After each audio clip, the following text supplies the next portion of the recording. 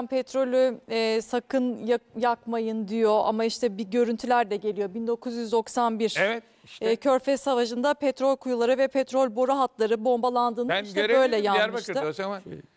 Irak Evet, ne petrolü yaşanmıştı Körfez'e saldı. Ne yaşanmıştı?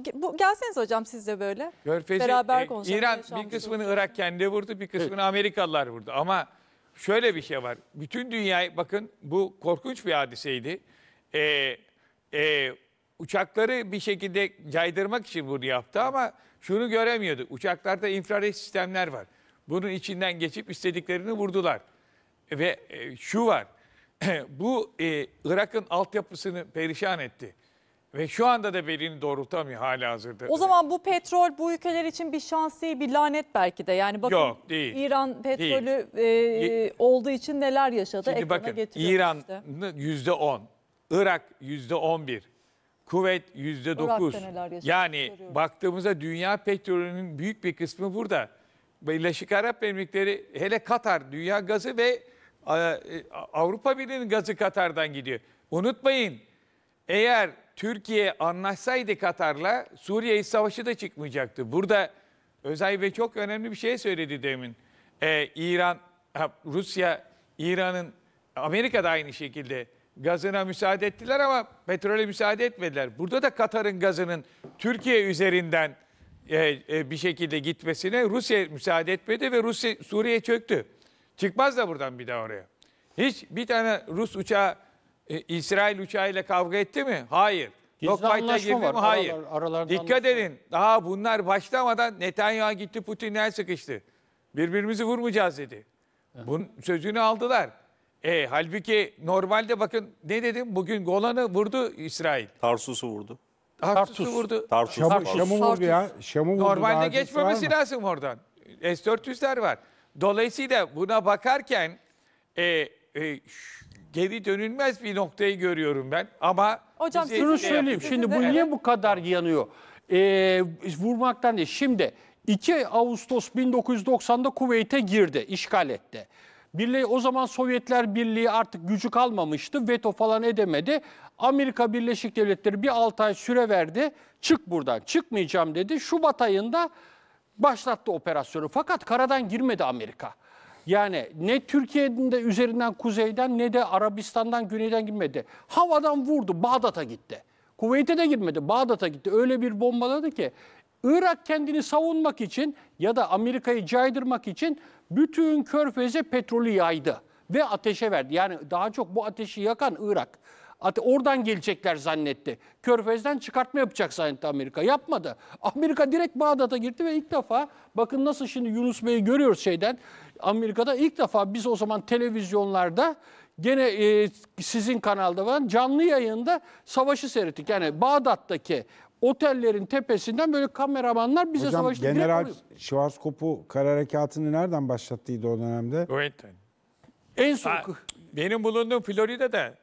He. Florida'dan yönetildi hareket. Hayır Schwarzkopf şey diyoruz. Havayı vurdu, Bağdat'ı havadan vurdu. Bağdat'ı havadan vurdu ama Ha. sonra da kara harekatıyla geldi. Bağdat'a kadar gelmedi o zaman. Gelmedi. Bıraktı orada. Ama yani Bıraktı, ikinci Bush. Schwarzkopf'u öyle Ha. tanıdık hepimiz hayatımızda. İkinci Bush geldi, Irak'a girdi, Bağdat'a girdi. Girmedi yani. Sonra çekilmek Orada zorunda da kaldı. işte Rumsfeld burada müsaade etmedi. Burada da şöyle var.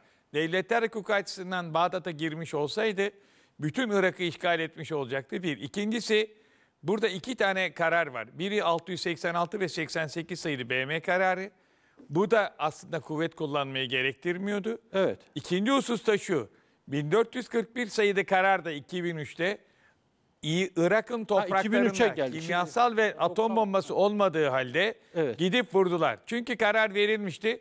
Irak Tamam, 3'e Müslüm bölündü. Hoca şimdi Fulya Hanım'ın sordu bu yanan şey. Biz 91'i söylüyoruz da 2003'te. Yani 91'de Amerika vurdu diye yandı değil. Kendisi savunmak için Körfez'den gelecek Amerikan donanması diye Körfez'e petrolü Irak yaptı ve o yaktı yani şey olaraktan. Ama Amerika böyle piyadesini yok etmedi. Havadan gitti vurdu. Irak'ta Kuveyt'ten çekilmek zorunda kaldı. Bu. Şimdi şuna gelirsek, Taha Bey'in sorusuna gelirsek yani Amerikan başkanlık seçimi ne bekliyor falan. Hayır. Onu beklemiyor. Amerikan başkanlık seçimine endeksli değil İran'ın vurulması. Ne endeksi biliyor musunuz? Lübnan'daki olaya. Bakın bir senede Hamas'ı yenemedi. Yani kısa vadede mi olur vurması? Kısa vade. Uzun vadede. Kısa vade ve başkanlık seçiminden de önce olacak. Yani onu söyleyeyim. Ama başkanlık seçimine endeksli değil. Lübnan'daki başarısı, Lübnan'daki de zaten topu dediğim gibi 40 kilometrelik bir güvenlik bölgesi yapacak. Orayı boşaltacak. 82'de yaptığı gibi. Hizbullah'ı temizleyecek, çıkartacak. BK'dan da çıkartacak. Gerisi Beyrut'a girmeyecek. Beyrut'a girmek ihtiyacı da yok. Çünkü Beyrut'a Marunitleri koyacak. Onlar kendine müzahir zaten. Sünni Müslümanlar kendisine karşıydı ama Sünniler bu sefer Hizbullah'a da karşı. Çünkü Suriye'de Sünnileri kesti Hizbullah. Dolayısıyla Sünniler de karışmayacak. Dolayısıyla 40 kilometrelik o Litani Nehri'ne kadar olan yeri temizleyecek. Beka Vadisi'ni. Tabii o çok önemli. Beka'yı temizlemesi lazım. Demin yaptı. Beka'da yerleşim yerleri var. Bir de vadi var. Orası bizim için de kötü. Orada bir güç boşluğu var. 70'li yıllarda Türkiye'nin bütün aşırı sol komünist şeyleri orada eğitildi. PKK yuvasıydı ya. Şimdi devam ediyorum. 80'de PKK'ya orada eğitildi ve Asala. Bizim yurt dışındaki, Paris'teki, Viyana'daki, Roma'daki büyükelçilerimizi öldüren Asala militanları orada eğitildi. Dolayısıyla BK'yı boş bırakamaz. BK'yı da bir güzel temizleyecek. Ondan sonra bırakacak Lübnan. İşte ondan sonra gelecek İran. Yani bu bir haftada olabilir, 10 günde olabilir, 5 günde olabilir ya da seçimden sonra ama seçime endeksli değil. Katılıyor musunuz? Seçime endeksli mi değil mi Özay abi? Evet. Kim kimin patronu iş karıştığı için Amerika mı İsrail'in, İsrail mi Amerika'nın çok Yani net. evet o bayağı karışık. Ya şimdi buradaki temel şey şu. Yunus'un sorusu doğru bir soru. Amerika bu hava savunma sistemini şartlı mı yolladı, şartsız mı? İsrail'i kontrol edemeyeceğini anladı. İran çok sert cevap verecek diye önlem almaya mı yaptı? Evet. Yoksa hava savunma sisteminde gedik var. Hani İsrail bir cevap verecek, ikinci kere aynı riski almayalım mı diye. Ama şunu söyleyeyim. İsrail'in de bir askeri kapasitesi var. Bakın Gazze devam ediyor. Lübnan devam ediyor. İran'la dağıttı hedefi. yeni bir cephe açması çok kolay olmayacaktır. Ya sınırlı bir harekatı seçimden önce yapacak. Çok kuvvetli bir harekatı ben seçimden önce çok yapması, yani şöyle ses getirecek bir şey yapacak ama korkulduğu kadar bir bölgesel savaşı oluşturabilecek kadar bir büyük bir şey yapmayacağını düşünüyorum. Peki Hala Tahsin'in ısrarla. sen söylemiştin bu konuyla ilgili görüşünü ama ilave etmek istediğin başka bir şey var mı? Ya şöyle, Seçime endeksi ben